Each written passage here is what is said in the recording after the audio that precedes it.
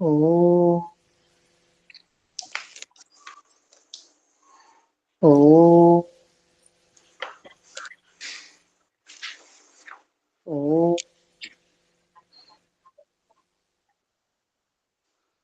ఓం భూర్భువస్వః తత్సవితుర్వరేణ్యం భర్గో దేవస్య ధీమహి ధియో యో న ప్రచోదయాత్.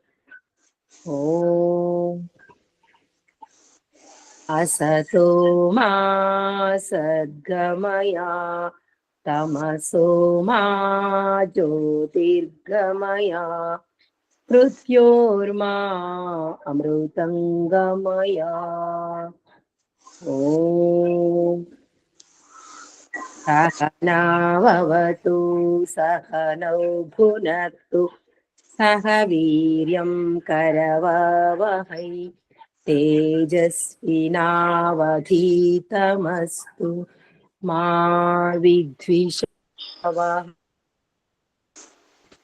ఓం శాంతి శాంతి శాంతి. నమస్తే అమ్మ, అందరికీ నమస్తే. నమస్తే. మనం యోగ దర్శనంలోని సాధన పాదంలో నియమాల గురించి చెప్పుకుంటున్నాము. శౌచము, సంతోషము ఈ రెండింటిని చాలా వివరంగా తెలుసుకునే ప్రయత్నం చేశాము. ఈ రోజు మనం తపస్సు అనగా నియమములో మూడవది తపస్సు. తపః అంటే ద్వంద్వ సహనం. తపస్సు అంటే ద్వంద్వము, అంటే రెండింటిని. ఇక్కడ ఈ సూత్రకారుడు ఏం చెప్తున్నాడు అంటే, ఒకటి తపస్సు అంటే దైహికం. తపస్సు అంటే దైహికము ద్వారా కూడా మనం తపస్సు చెయ్యగలగాలి. రెండవది చైత్తికం అనగా ఆత్మ ద్వారా తపస్సు చెయ్యగలగాలి. అంటే ఆత్మనే దేహము ద్వారా తపస్సు చేస్తుంది, ఆత్మనే అంతఃకరణ ఇంద్రియాల ద్వారా తపస్సు చేస్తుంది. తపస్సు రెండు రకాలుగా తెలుసుకొని మనము ద్వంద్వ సహనము అని ప్రాథమికంగా చాలాసార్లు విన్నాం. ఏంటి? ఆకలి దప్పికలను, శీతోష్ణములను, మాన అవమానాలను తట్టుకోవడమే తపస్సు అనేది విన్నాం. కానీ పతంజలి మహర్షి తపస్సు అంటే ద్వంద్వం అంటున్నాడు. ఈ ద్వంద్వములో శీతోష్ణములను, చలి కానీ ఉష్ణము కానీ దేహానికి సంబంధించింది కదా. చలి తట్టుకుంటున్నాము లేదా వేడిని తట్టుకుంటున్నాము అంటే అది స్థూల దేహానికి సంబంధించిందా, సూక్ష్మ దేహానికి సంబంధించిందా? స్థూల దేహానికి సంబంధించి. అర్థమైందా? అందుకని ఇక్కడ పతంజలి మహర్షి లోతుగా ఏం చెప్తున్నాడు అంటే, ద్వంద్వము కూడా రెండు రకాలు. అనగా ఆత్మ స్థూల దేహముతో తట్టుకోగలగాలి, అలాగే ఆత్మ సూక్ష్మ దేహముతో కూడా తట్టుకోగలగాలి. అర్థమైందా? ద్వంద్వ సహనము అంటే స్థూల సూక్ష్మ దేహాల యొక్క పరిస్థితులను కూడా ఆత్మ ఎదుర్కోగలగాలి. ఇప్పుడు చూడండి, స్థూల దేహము ద్వారా మనం ఎటువంటి తపస్సు చేస్తాము? ఆకలి దప్పికలు, శీతోష్ణములు, మాన అవమానాలు, ఇవన్నీ కూడా స్థూల దేహము అనగా స్థూలేంద్రియాలతో కూడిన స్థూల దేహముతో ఎదుర్కోవడం. ఇది బాహ్యమైన తపస్సు. ఇక మర్చిపోండి, ఇప్పుడు మీరు సిద్ధాంతాన్ని చాలా జాగ్రత్తగా తెలుసుకోండి. శీతోష్ణమే తపస్సు కాదు. శీతోష్ణము రెండు కూడా స్థూల దేహానికి సంబంధించినవి. అర్థమైందా? ఇప్పుడు ఇక్కడ మీరు తెలుసుకోవాలి, సూక్ష్మ దేహముతో ఎటువంటి తపస్సు. స్థూల దేహంతో అయితే మీరు పలుమార్లు గురువులతో విన్నారు, బాగా జ్ఞప్తిలో ఉంది, దృఢపడిచిపోయింది.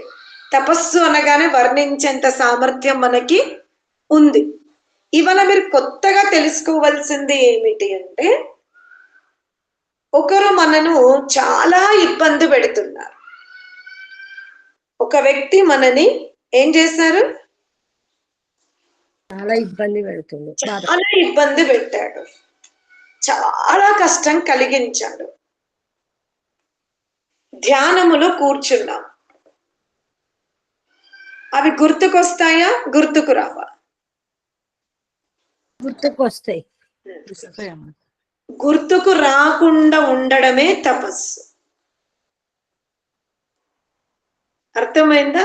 ఏకాంతములో కూర్చున్నప్పుడు మనని ఎవరైతే చాలా కష్టము కలిగించారో ఆ కష్టము కలిగినటువంటి మాటల్ని తలుచుకోకపోవడమే ఆంతరిక తపస్సు. అర్థమైందా?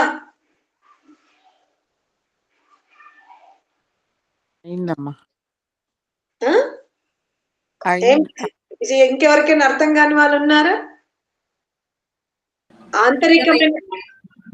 ఆంతరికమైన తపస్సు ఏంటి?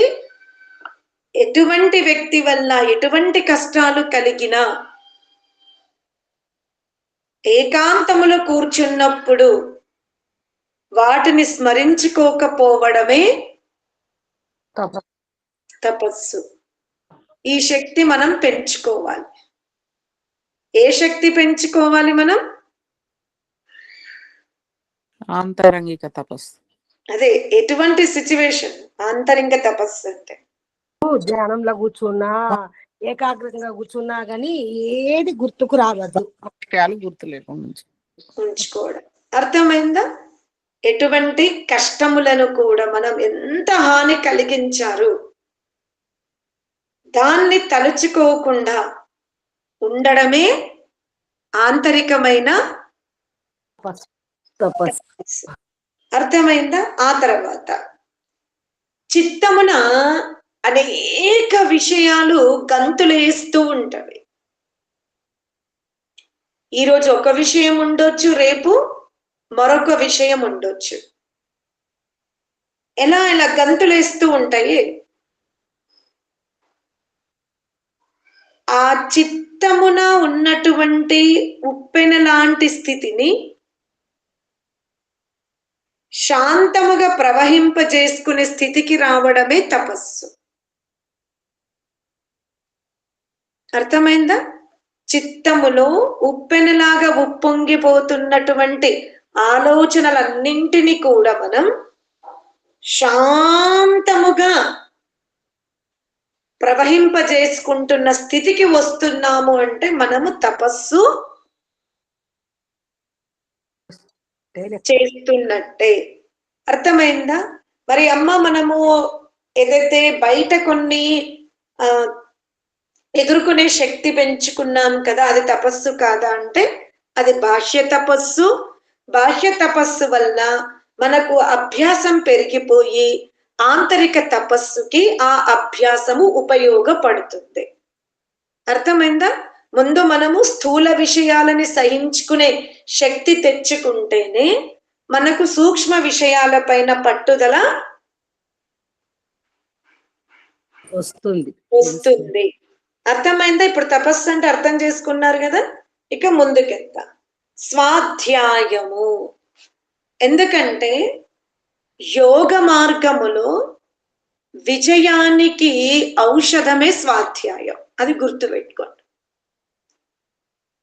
యోగ సాధన మార్గములో మీకు పరమ దివ్య అమృత ఔషధం ఏదైనా ఉంది అంటే స్వాధ్యాయమే. స్వాధ్యాయము గనక మనము చెయ్యకపోతే యోగ మార్గములో మనం విజయము సాధించలేము. అర్థమైందా? మరి స్వాధ్యాయము అంటే ఋషికృత జీవనాన్ని అవలంబించడమే. స్వాధ్యాయం అంటే ఏమిటి? గ్రంథాలను చదవడం. ఋషికృత జీవన విధానమును అవలంబించుకోవడం. మనం ఋషులము కాలేమేమో, కానీ ఋషుల వలె మన జీవనం ఉండాలి. అర్థమైందా? మన పక్కన ఋషి అనే పదం ఉండకూడదు, మనకంత అర్హత లేదు, కానీ మనలో ఋషిత్వం ఉండాలి. మన పక్కన ఋషి అనే పదం ఉండకూడదు, కానీ మన లోపల ఏముండాలి? ఋషిత్వమే ఉండాలి. అర్థమైందా? ఎప్పుడు కూడా ఋషులు ఏం చేస్తారు చెప్పండి? ఋషయ మంత్రద్రష్టారః అన్నారు. ఋషులు లోతైన జ్ఞానాన్ని పరిశీలిస్తారు, అంతే కదా. మంత్రము అంటే మననం చేస్తారు. ఉదాహరణకి ఇప్పుడు చెరువులు, తటాకాలు, బావులు నిండుతవి, గ్రామీణ పశువులు వస్తవి అక్కడికి. అవేం చేస్తవి? చెరువులో ఉన్నటువంటి పైన పైన నీళ్ళనే త్రాగుతవి. ఇప్పుడు ఆ బాటసారి కూడా ఆ దాహం తీర్చుకోవాలి, అంటే మనుషులు కూడా దాహం తీర్చుకోవాలి. మనిషి ఏం చేస్తాడు? ఆ చెరువు యొక్క దాంట్లో చేతులతో ఈ విధంగా ఒక 7 పొరలు ఈ విధంగా అని లోతుగా తీసుకొని త్రాగుతాడు, పైన పైనది తాగడు. అదే ఒక వైజ్ఞానికుడు వచ్చి ఆ నీటిని ఏమని పరిశీలిస్తాడు? ఇవి త్రాగడానికి అనుకూలంగా ఉన్నవా లేవా, ఇందులో ఎంత మోతాదు ఉప్పు శాతం ఉంది, ఎంత మోతాదు అన్ని విభజించుకుంటాడు. అదే నీరు పశువులేమో తాగేసేవి, బాటసారి కాస్త పొరలన్నీ తొలగించి ఈ విధంగా ఒకసారి ఇలా అని 7 సార్లు అని లోపల నీళ్లు త్రాగుతాడు. అదే వైజ్ఞానికుడు ఏం చేస్తాడు? ఒక మిషన్ తెచ్చి దాన్ని కొలిసి ఇందులో ఎంత శాతం ఉంది, ఎంత శాతం ఫిల్టర్ చేయాలి, ఎంత శాతం వడగట్టాలి, ఇదంతా ఆలోచిస్తూ ఉంటాడు. అలాగే యోగ సాధకుడు కూడా ఎవరితో అంటే వాళ్ళతో మాట్లాడడం, ఎవరితో అంటే వాళ్ళతో స్నేహం చేయడం చేయకూడదు. ఎవరి మాటలైనా వినేసి యాక్సెప్ట్ చేయడం కూడా చేయకూడదు. అర్థమైందా? మనం పశువుల వలె పైన పైన మాట్లాడకూడదు, మనిషి వలె కొంచెం లోతుకెళ్ళి త్రాగకూడదు, వైజ్ఞానికుల వలె ఈ వ్యక్తితో మనం మాట్లాడితే మన జీవిత లక్ష్యానికి ఈ మాటలు ఏ విధంగా ప్రభావితం చేస్తాయో అది మనం గమనించుకుంటేనే మనం ముందుకు వెళ్తాం. అర్థమైందా? మన జీవితము కూడా 3 వైజ్ఞానికుల వలె ఉండాలి. అది భోజన విషయంలో అయినా సరే, భోజనము తినేటప్పుడు కూడా ఇది నాకు జీర్ణం అవుతుందా లేదా, రుచిగా ఉందని తినేయడం తర్వాత పొట్టని పాడు చేసుకోవడం మనం చేసుకోకూడదు. అర్థమైందా? వస్త్రాలు కూడా అంతే, డిజైన్ బాగుంది కదా అని వేసుకొని శరీరాన్ని ఇబ్బంది పెట్టుకోవద్దు. ప్రతిది కూడా మన జీవితం చాలా తేలికగా లోతుగా అధ్యయనముతో ఉండాలి. అందుకని నేనేమన్నాను, మన పక్కన ఋషి ఉండడేమో, కానీ మనలో ఋషిత్వం ఉండాలి. అర్థమైందా? అలాగే మనం ఉదయం లేచి రాత్రి పడుకునేటప్పుడు తప్పకుండా మనం ఆలోచించగలగాలి, ఈ రోజు నేను ఎక్కడైనా నా సమయాన్ని వృధా చేశానా? 5 నిమిషాలు వృధా అయినా మనం చింతించాలి. ఫోన్లేని వదిలిపెట్టద్దు. 5 నిమిషాలు వ్యర్థమైనా. అలానే నేను యోగ సాధకురాలనబ్బా, నేను మాట్లాడనబ్బా అని అందరినీ తోచేసుకుంటూ వెళ్ళకూడదు. ఎందుకంటే ఈ శరీరం భస్మం కావాలి అంటే ఆ నలుగురే కావాలి. ఏ నలుగురినైతే మనం తోచేసామో ఆ నలుగురే ఈ శరీరాన్ని ఏం చేస్తారు? భస్మం చేస్తారు. కాబట్టి ప్రపంచంలో మనం ఎవ్వరినీ తోచేయకూడదు, కానీ అందులో దిగకూడదు అంటున్నా. త్రో చేయడం వేరు, దిగడం వేరు. అర్థమైందా? ప్రపంచాన్ని త్రో చేయకండి, కానీ ప్రపంచంలో దిగకండి. ఇదే స్వాధ్యాయం. కానీ మనం ఏం చేస్తాము? రెండే పనులు చేస్తాం, దిగుతాము, త్రో చేస్తాం. ఇది యోగ సాధకుడు చెయ్యకూడదు.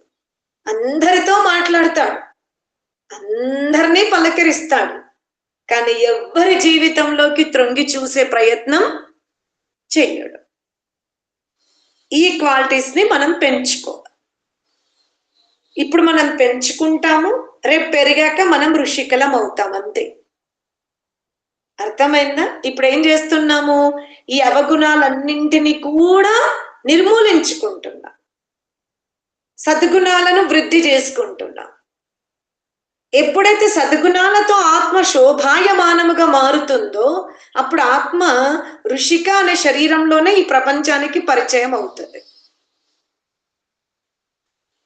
అర్థమైందా? ఇప్పుడు తితిలి అంటాం కదా, దాన్ని తితిలిని ఏమంటారు? పువ్వుల మీద కూర్చుంటది, తుమ్మెద కాకుండా, తుమ్మెదనా? తుమ్మెద యొక్క ఉత్పత్తి ఎలా ఉంటది చూసారా మీరు? తుమ్మెద ముందు గడ్డి, గొంగళి పురుగు అవుతుంది కదా, గొంగళి పురుగుతో పుడుతుంది. పడితే సీతాకోక చిలుక చిలుక అవుతుంది. సీతాకోక చిలుక యొక్క పుట్టుక చెప్పండి ఎలా ఉంటది? చూసారా ఎప్పుడైనా? ఒకసారి ఒక పాఠశాల నుండి గురువు విద్యార్థులని తోటకి తీసుకెళ్ళాడంట. తీసుకెళ్తూ ఉంటే పాపము అక్కడ ఈ గొంగడి పురుగు సీతాకోక చిలుకలాగా మారడానికి చాలా కష్టపడుతుంది. తీవ్ర కష్టాన్ని, తీవ్ర వేదనని భరిస్తుంది. అంతకు 2 రోజులు 3 రోజుల ముందే గురువు తోటి ప్రాణి కష్టంలో ఉంటే సహాయం చెయ్యాలరా అని చెప్పాడంట. విద్యార్థులకి గురువు ఏం చెప్పాడు? తోటి ప్రాణి కష్టంలో ఉంటే అలా వదిలిపెట్టకూడదు, మనతో అయినంత వరకు సహాయం చెయ్యాలి అని చెప్పాడంట. ఆ పాఠం చెప్పాక 3వ రోజుకు 4వ రోజుకి పిల్లల్ని విహారయాత్రకి ఒక తోటకి తీసుకొచ్చారు. అందులో ఒక పిల్లవాడు ఏం చేశాడు? అది చిలుకగా మారడానికి చాలా కష్టపడుతుందంట. అందుకనే పిల్లవాడు ఏం చేశాడు? అది ఇట్లా స్కిన్ మూతి నుండి ఇట్లా బయటకు రావాలి అనుకుంటుంది కదా, ఆ పై పొరని తొలగించేస్తాడు. తొలగించేయగానే పాపం అది ఎగిరింది, భూమి మీద వచ్చి కొన్ని నిమిషాలకి చనిపోయింది. భయపడ్డాడు పిల్లవాడు. గురుగారు నేను చంపలేదు. గురువుగారు అడిగిన, అసలు నువ్వేం చేస్తావు ఇక్కడ అంటే, గురువుగారు అది తన లేయర్ని తొలగించుకోవడానికి కష్టపడుతూ ఉంటే మీరు చెప్పిన పాఠం గుర్తొచ్చి సహాయం చేశాను గురువుగారు అన్నాడంట. అరే, అది తన లేయర్ని చక్కగా ఎగరడానికి, జీవించడానికి పాకమవుతున్న సమయంలో నీవు అది పూర్తిగా పాకము కాకముందే తొలగించేశావు. కాబట్టి అది బయట ఉష్ణత్వాన్ని సహించలేని స్థితిలో ఉండింది. అటులనే మనము కూడా మన జీవితములో ఇప్పుడు మనమంత అజ్ఞానంతో ఉన్నాం, అప్రమత్తంగా జీవితం గడిపామేమో. కానీ ఇప్పుడు మనం ఏం చేయాలి? సీతాకోక చిలుకలాగా పైకి మాత్రం సామాన్య మనుషుల్లాగానే మన జీవనం కనబడాలి. పైన మనం చూస్తూ ఉంటే ఇతరులకి మనం సీతాకోక చిలుకలం కాదు, గొంగడి పురుగు వలనే కనబడాలి. అంతర్గతంగా ఋషిత్వముతో మన ఆలోచనలని మనం వృద్ధి చేసుకోగలిగాలి. ఆంతరికంగా మనలో ఋషిత్వమే ఉంది. లోతైన ఆలోచన, లోతైన అవగాహన, ఏ ప్రాణి పట్ల కూడా కీడు చెయ్యాలనే యోచన లేకపోవడం, ప్రతి ప్రాణికి జ్ఞానం అందాలి, ప్రతి ప్రాణి కూడా సుఖముగా ఉండాలి అనే ఈ దివ్య ఆలోచనలతో మనం లోతుగా పాకమవ్వాలి. కానీ మనం ఎక్కడ పొరపాటు చేస్తున్నాము? ఎక్కడ పొరపాటు చేస్తున్నాం? మనం ఏమైనా తెలుసుకున్నారా ఇప్పటి వరకు జీవితంలో? ఏంటి మౌనమైపోయారు? మనమంతా ఎక్కడ ప్రదర్శింపజేసుకుంటున్నాం? బయటనే ప్రదర్శింపజేసుకుంటున్నాం, ఆ? బయటనే చేసుకుంటున్నాము, లోపల అంత లోకేషడే. మనము లోపల అటువంటి సద్గుణాలతో మనని మనం తీర్చిదిద్దుకున్నామా? మనం ఆ విధమైన సుందరమైన ఆభరణముగా మారామా అనే స్వాధ్యాయ ప్రియులం కాలేకపోతున్నాం. మనని మనం ఋషుల వలె పరిశీలించుకోలేకపోతున్నాం. ఒక ఋషి జీవితాన్ని ఎదురుగా పెట్టుకుంటే, ఋషి యొక్క ప్రవర్తనని ఎదురుగా పెట్టుకుంటే, ఒక బ్రహ్మ అంటే ఎవరైతే యజ్ఞ బ్రహ్మగా లోకములో ఉన్నారో అటువంటి దివ్య మానవుల యొక్క చరిత్రని మనం ఎదురుగా పెట్టుకుంటే, అందులో మనం ఎంత పర్సంటేజ్ ఉన్నామో అని పరిశీలించుకున్న విధానమే స్వాధ్యాయము.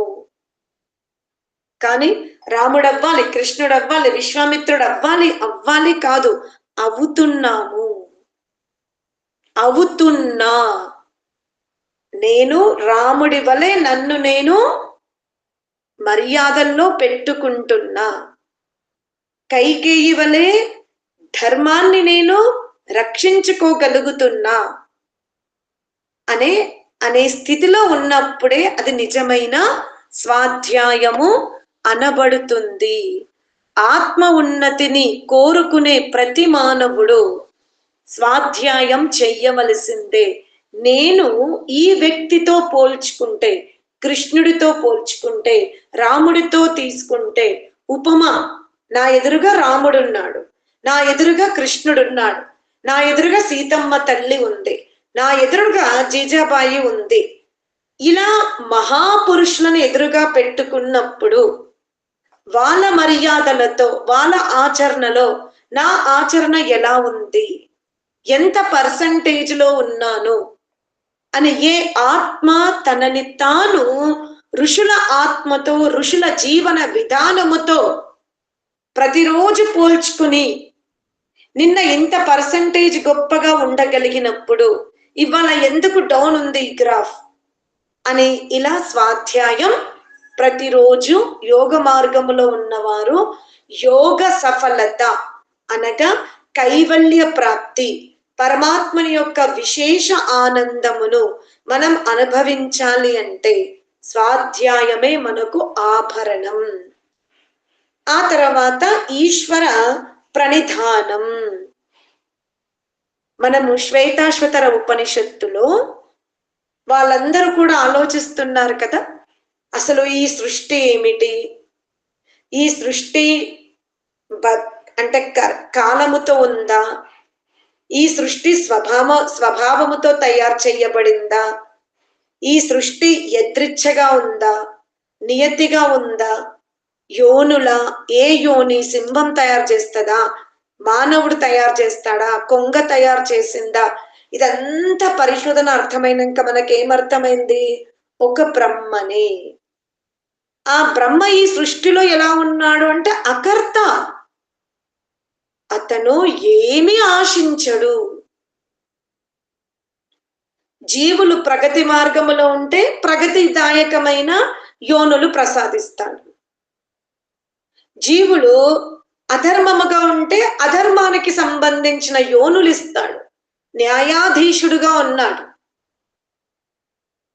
అంతేగాని పార్షాలిటీ చెయ్యడం, వీడు ఇవాళ నా కోసం నా గాయత్రి మంత్రాన్ని ఇన్నిసార్లు వల్లించాడని, వల్లించినంత మాత్రాన, వల్లించడం అయితే నోటితో అనంతమైన సార్లు భగవత్ నామాన్ని స్మరించాడు, భగవత్ నామాన్ని ఉచ్చరింపజేశాడు లోకులతో.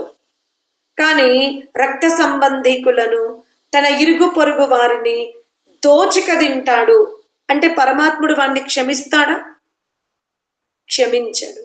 ఇంకో పర్సన్ ఉన్నాడు, తన రక్త సంబంధికులను, తన ఇరుగు పొరుగు వాళ్ళని ఆకలితో ఉండకుండా చూసుకుంటాడు. కానీ నా భగవత్ నామస్మరణ చెయ్యడు. అతన్ని ద్వేషిస్తాడా? ద్వేషించడు. ఎవరికి ఏ విధమైన ఫలం ఇవ్వాలో ఆ విధమైన ఫలాన్ని ఇస్తాడు. అదే పరమాత్ముడు ఈ సృష్టిని రచిస్తూ కూడా అకర్తగా ఉండడం అంటది.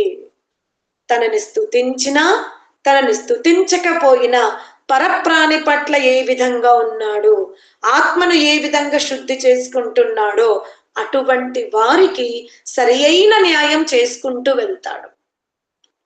నిజంగా చెప్పాలి అంటే పరమాత్ముడు ఒకవేళ చిరునవ్వుతో ఎవరిని పలకరిస్తాడు అంటే మీరు ఆశ్చర్యంగా ఉండొచ్చు, పందిని పలకరిస్తాడేమో. ఎందుకంటే అది చేసిన పాపాలని పశుపక్షాదులు మనుష్యుల ద్వారా అశుద్ధ పదార్థమును అది తినేసి శుద్ధి చేస్తుంది. అంటే తన పాపకర్మను తొలగించుకుని ముందుకు నడుస్తుంది. అదే మానవుడు ఎంతో సమర్థవంతుడై సామర్థ్యం గల శక్తులతో ఆ శక్తిని ఆత్మ కళ్యాణము, సమాజ కళ్యాణము చెయ్యకుండా బలహీనులని నరికి నరికి చంపుతున్నాడే. ఆలోచించుకోండి. మానవుడు ధనవంతుడిగా జన్మిస్తాడు.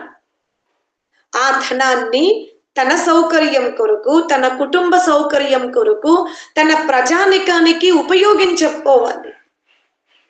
అంతేగా నా దగ్గర ఇంత ఉంది అని కూడబెట్టుకోవడం కాదు. ఉపయోగంలో ఉండాలి ఆ ధనం. అలా ఎవరైతే, ఏ మానవుడైతే ధనికుడుగా పుట్టి తన వ్యక్తిత్వాన్ని, కుటుంబ వ్యక్తిత్వాన్ని, సమాజ గౌరవాన్ని మూడింటిని దృష్టిలో పెట్టుకొని జీవించాడో ఆ ప్రాణి పట్ల పరమాత్మునికి ప్రేమ ఉంటుంది. కానీ వీడు మనిషిగా పుట్టాడు, రూపవంతుడుగా పుట్టాడు, ధనవంతుడుగా పుట్టాడు, వీడు పందిగా పుట్టాడు అన్న వ్యత్యాసాలు పరమాత్మునికి ఉండవు. అదే విధంగా యోగ మార్గములో వెళ్ళిన వాళ్ళు కూడా ఆధ్యాత్మిక మార్గంలో విజయం సాధించాలి అంటే ముందుగా మనస్సుతో ఎవ్వరి పతనాన్ని కోరుకోకండి. మీ జీవితంలో పరప్రాణి కన్నీరు పెట్టింది మీ యోజన వలన అంటే ఆమె కన్నీరు పెట్టుకొని తన దుఃఖాన్ని తొలగించుకుంది. ఆమె కన్నీరుకు మీరు కారణమయ్యి మీ పాపాన్ని పెంచుకున్న వాళ్ళు అవుతారు. అప్పుడు మీరు ఎలా ధనికులు అవుతారు? ఒకరి ఆకలికి మీరు కారణం, ఒకరి పేదరికానికి మనం కారణమవుతున్నాం, ఒకరు వెనుకబడ్డానికి మనం కారణమవుతున్నాం అన్నప్పుడు వాళ్ళు దాన్ని ఇంకెక్కువ శ్రమ చెయ్యాలనుకుంటున్నారు. మీరేమో పాపముని కూడబెట్టుకుంటున్నారు. అందుకని ఆధ్యాత్మిక మార్గంలో ఇటువంటి అవగుణాలు మనలో ఉంటే సాధ్యమైనంత వరకు ఈ రోజే వాటిని దులిపి పారేయండి, దూరముగా నెట్టేయండి. ఇవి నాకొద్దు. ఈ మనస్తత్వము నాలో ఉంటే నేను మానవ జన్మ వస్తుందేమో, దాన ధర్మాలు చేశాను, నలుగురితో మంచిగా ఉన్నాను, కానీ సామాన్య మానవుడిగా పుడతాను, నాకొద్దు. నేను విశేష మానవుడిగా పుట్టాలి అంటే ఈ నియమములు చెప్పబడినటువంటి ఏవైతే ఈశ్వర ప్రణిధానం ఉందో, స్వాధ్యాయం ఉందో, తపస్సు ఉందో, సంతోషం ఉందో, శౌచం ఉందో, ఋషిత్వం ఉందో, వీటినే నా జీవితంలో అవలంబించుకుంటాను అని ఈ విధంగా మనము వ్రతాలను దేశముతో కాలముతో కాకుండా నిరంతరము చెయ్యగలగాలి. యమ నియమాలని తప్పకుండా మనం పాటిస్తూ ఆత్మను, ఆత్మ కళ్యాణాన్ని కోరుతూ నెమ్మదిగా నడుద్దాం, తాబేలుగా నడుద్దాం. కుందేల్లాగా పరిగెత్తాల్సిన అవసరం మనకు లేదు. నిదానంగా వెళ్దాం, కానీ తప్పుటడుగులు వెయ్యకండి, ఆధ్యాత్మిక అడుగులు వెయ్యండి. ఈ విధంగా మనము నిలబడ్డా, పడుకున్నా, స్వప్నములో కానీ కూర్చున్నా కానీ, తిన్నా, పడుకున్నా, ఆరోగ్యంగా ఉన్నా, అనారోగ్యంగా ఉన్నా, ఒంటరిగా ఉన్నా, కుటుంబముతో ఉన్నా, సభ్య సమాజముతో ఉన్నా, జీవన ముక్తులుగా ఉన్నా, దేహ త్యాగము చేస్తున్నా, ఆత్మతో జీవిస్తామని కోరుతూ ప్రణవ జపము చేస్తూ ఋషిత్వముతో మన జీవితం గడవాలని కోరుకుందాం. ఈ విధంగా మనము నియమాలను కూడా తెలుసుకునే ప్రయత్నం చేశాము. ఇంకోటి, శ్రేయాంసి బహు విఘ్నాని. యమనియమాలు ఎంత గొప్పవో ఆ ఆచరణలో కూడా మనకు విఘ్నాలు ఉంటవి. వాటిని మనం తొలగించుకుంటూ పోవడమే, ఎదుర్కొంటూ పోవడమే. సమస్యలు ఉండవు అనుకోకండి. యమ నియమాలను పాటించేటప్పుడు మీ పురాతనమైన కుసంస్కారాలు అడ్డుగా నిలబడొచ్చు, లేదా తోటి సభ్యులు అడ్డుగా నిలబడొచ్చు, లేదా ఆది దైవిక దుఃఖము రావచ్చు, ఆధ్యాత్మిక దుఃఖము రావచ్చు. ఏది ఏమైనప్పటికీ మనం వాటికి భయపడకుండా దృఢత్వముగా, అదే చెప్పాను కదా, మనము పూర్ణముగా వికసింపబడే వరకు సీతాకొక చిలుకలము అని పరిచయం ఇచ్చుకోకుండా గొంగడి పురుగులాగా లోపల నుండి ఋషిత్వాన్ని పెంచుకుంటూ పోతే తప్పకుండా మనం విజయం సాధిస్తాం. ఓం శాంతి శాంతి శాంతి.